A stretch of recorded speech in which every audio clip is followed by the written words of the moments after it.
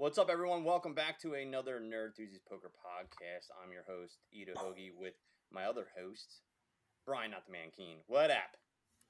We're back. It's been a long summer. We returned from our WSOP excursions. You played the main. Didn't really do much though. It's unfortunate. I didn't really do much either, but we're looking forward to the fall.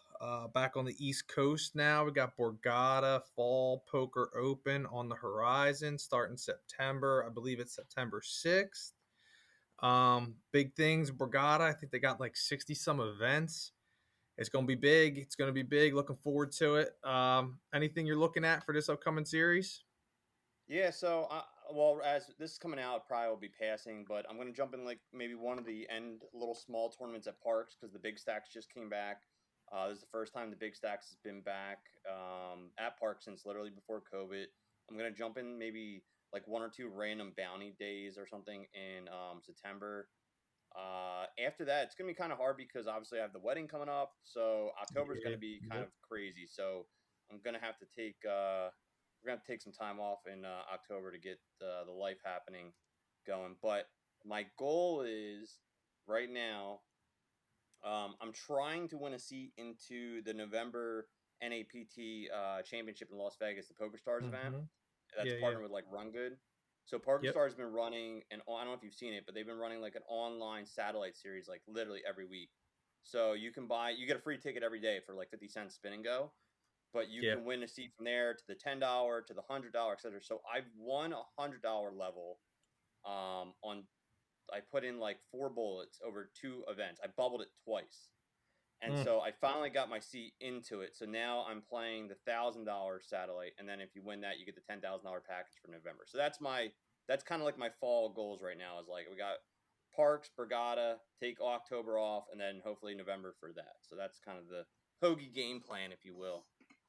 Yeah. I don't know if I'm going to make it up to Parks. I mean, kind of where I'm situated in the state, it doesn't really pay for me to make that 45-minute hour trip. Especially since I'm so close to Atlantic City, but we'll Yeah, see. I mean, I played a few when they had the big stacks. I think I might have played like, I don't know, maybe 5 times, but they were never my cup of tea. I mean, I always felt like, I don't want to say outmatched, but if you're talking about a donk fest, I mean, it was like all in city, like guys were yeah. shipping like firsthand, like The other three thing about the multiple Parks Big people. Stacks is there's no guarantees on, and this is the first event back, so they've gotten good Yeah. numbers. Just because of the time of when they've like actually put it together. But I think the September series is huge. I think the one mistake happening is that like Philly Live is running their series literally the same time Weird. as Brigada, and Brigada put their stuff out like Weird. way ahead in advance. It's like, what were they thinking? I don't know. You know? Yeah, I mean, look, that's how they do it. I mean, the same thing goes with like Philly Live, and then like what is it, Rivers or whatever. Yeah. They're always conflicting. You know, they always have something going the same weekend, the same week, and they're just competing for, for their version of the degenerates to come in. Um, so But I yeah, just think I mean, I just think it's like the way they do it. It seems like it's way too often, and they don't communicate with one another. They're like, "Hey, when are you doing your series?" Da, da, da, da. yeah. Unless they're affiliated, you know what I mean? Like unless they're like an MGM property or whatever, then yeah, they're not really running conflicting series at the same times. But whatever, man. All I care about is the fact that we are out of the dregs of COVID. Like COVID is in the rearview mirror, and poker is booming on the East Coast now with all the players back in the game. We'll see how Parks plays out with their numbers. Hopefully, they can run some consistent series. Live. They're pretty much almost monthly now, kind of where Yeah. Borgata was, a couple years ago. Um, but yeah, definitely looking forward to the fall. The one good thing about going out to Vegas early, like June-ish, that's when I went. Um, I didn't do too bad in the sense of like I dumped most of what like my bankroll. So coming back from Vegas, I came back with a little bit more money than I went with. So I have a decent sized roll to kind of throw around at these upcoming series. The only problem is I got to work. I got no time off. You know what I mean? It's Yeah. tough Yeah. to get out there with life and whatnot. But I'm going to try and get into a couple events. that first event, that $800, I think it's a mil guarantee or 2 mil guarantee, something like that. That's always a nice one to get into. You make a deep run. But anyway, so what we got on tap today? We got a couple things scheduled. We got a little unboxing, right? What Yeah, we well, got? let's jump into that first. So we got it's been a while. We haven't done one of these in a while, and figured we bring back the unboxing. We got some mail. We actually got a little while ago, and I just been saving it, so it's still sealed in the box. Have not opened it. We got a new book that came in, courtesy. Hold on. So just so you know, it's official. You got to hear the official rip. People love to hear the sound. They like to hear. They Yeah, got to yeah, make sure yeah. it's actually. It's even got the. It's got the bubble wrap too. Look at this. See? It's all Oh legit. man, what else they got in there? Send any We got swag? we got two books. I got one for you and one for me. So Oh, we that's got one weird. for each. We got one for each. So this is brand new from Okay. DMB. They sent us this courtesy. We are not a paid sponsor, but they did give this to us. It is from DMB Publishing, which obviously is like one of the top dogs in the game of poker. If you don't know DMB Poker Publishing, then I don't know where you've been living, but they're like the number one top dog. So this is Jonathan Little's newest book. Oh, you already got it? Wait, when did you get it? All right, well then we got one for a giveaway then. So Yeah, wait, we when did got. you get it? I bought dude. I pre-order all these bad boys from, Ah, from my boy Jay Little. Come on, dude. I get the newsletter. It's like, yo, pre-order. I shipped it through Amazon. I got it like a week after it came out. all right, so if you're watching this, I will put a giveaway up on Twitter after this episode comes out, and I'll have something on there like follow and comment, and then we'll do a random drawing, and we will mail out the winner one free copy of this for being a follower subscriber to our podcast. So there you go. Nice, nice. Yes, Have you started reading? Have you started reading it well, yet? yeah, and I mean, I can probably give you a quick rundown about the book. Just some of the highlights that I have. I mean, I didn't Yeah. know that they were sending that um the newest, which is really good. But just a little bit about Jonathan Little. I mean, if you don't know, you're pretty much living in a hole. If you're watching our podcast, Jonathan Little, he's one of the premier poker coaches in the game, one of the top dogs, professional poker players. I think he's got well over 7 mil in tournament earnings. He's got over 15 books published. He is a mainstay in the game. And the thing I love about Jonathan Little the most is he is humble in his craft, in the sense of he's no nonsense. He's not trying to plug numbers or just try and play games. He's just putting out good, great, free content. I mean, he's got a YouTube channel. Every week he's got something coming out where it's like, hey, you want to learn how to play this hand better, do these types of things better.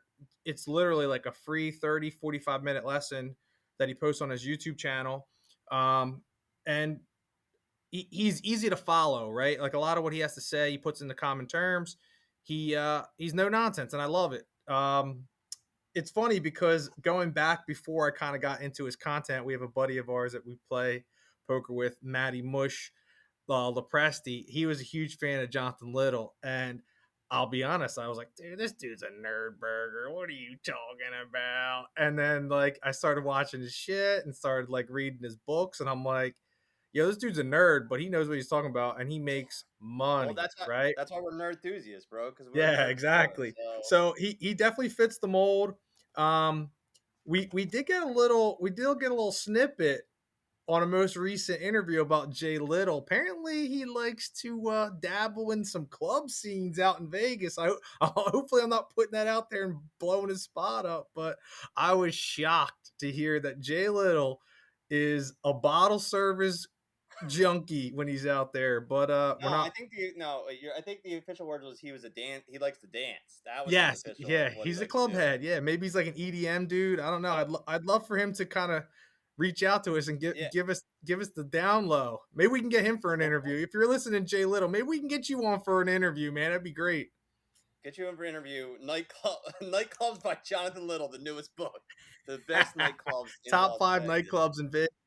So yeah, man. So Yeah, you know there's what? I'll tell you right now, this book. So I obviously just opened it, but just looking at it right now, it looks very similar to the Alex Fitzgerald, like his 100 lesson one he had out. And I'll tell you what I like about these books, and it like works for my personality, is that the chapters are only like 3 or 4 pages each. So for me, that's perfect because like every day I can do a little, like I can do a chapter every day, and it lets me like kind of go through it like in depth instead of like getting lost in the shuffle where I'm reading like 30 pages and then I'm like, wait, what did I just read about?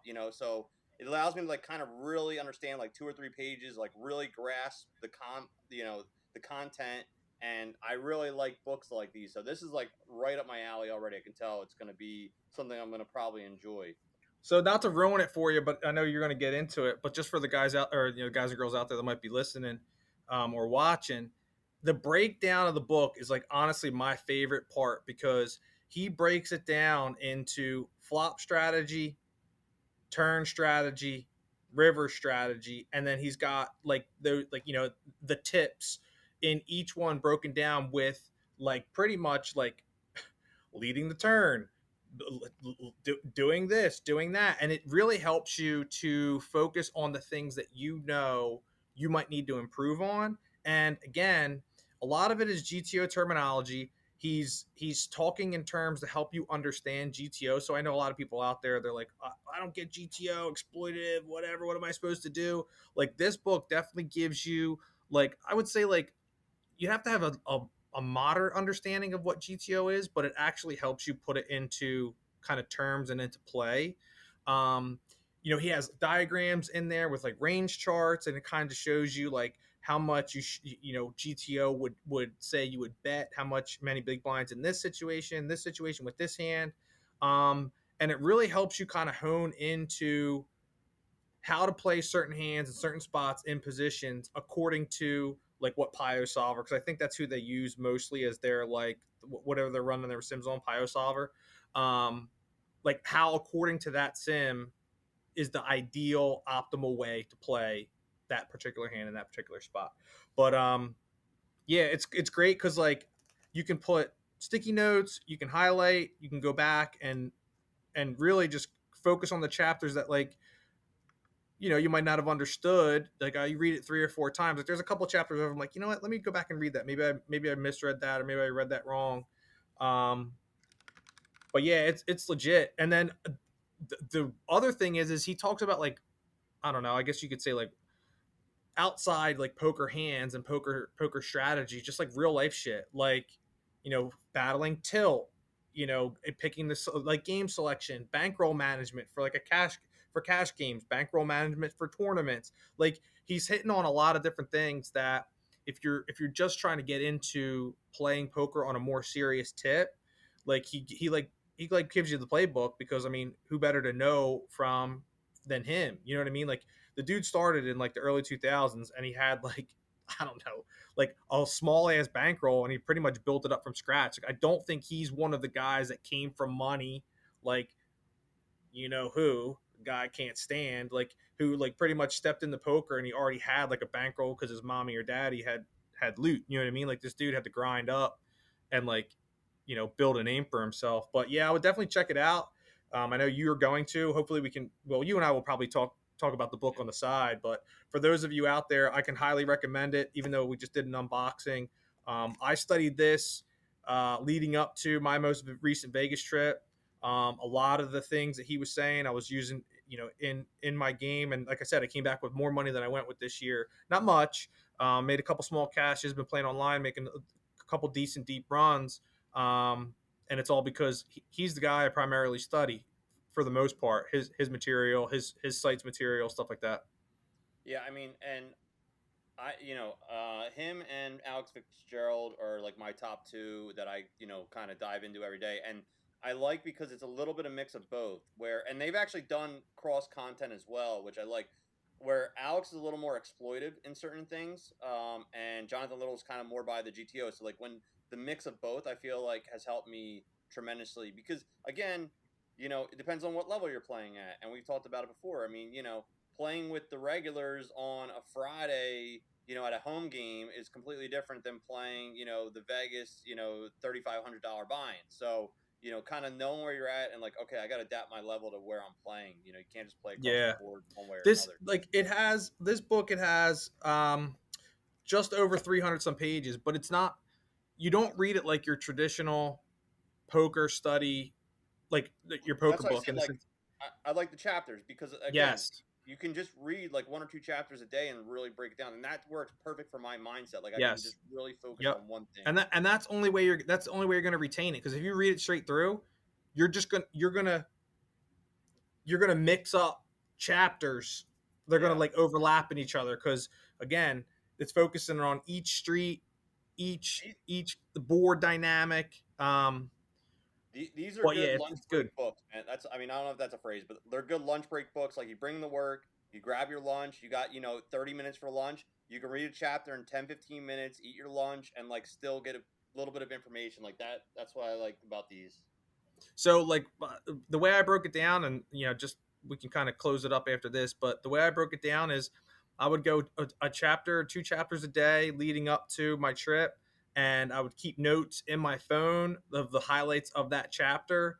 Just kind of like title the chapter in my notes, and then just kind of keep the things that were like stood out to me that were the highlights. That way, you can go back and kind of just study your notes about the chapter instead of going back and reading the whole chapter, especially when you're out. Like, look, when you're playing, everybody's doing something. I mean, I'm not running sims at the table, but on breaks, I'm definitely going through my notes and being like, okay, yep, got to remember this, got to remember that. And it's literally like a quick scroll. You know what I mean? You can go through your notes with tabs or however you're going to set it up in a matter of minutes. And it's good. It's just a good refresher, because if you don't do that, if you're taking poker seriously and you're not studying at least like something every week, the game is just going to pass you by. And I've only learned that recently because, again, we've talked about it. We have real life jobs. I'm not saying poker isn't a job, but we have careers, we have family, we have a lot of obligations. And poker for me, they took a back seat. I mean, but I'm trying to get back into focusing on playing more, because there was a time where I was doing well, and I was like, I feel like I was grasped the game really good, and then when I tried to get back into it, I was like, damn, like I suck. You know what I mean? Like I was getting smoked, and I just wasn't with where the game was at this stage, in poker. So, but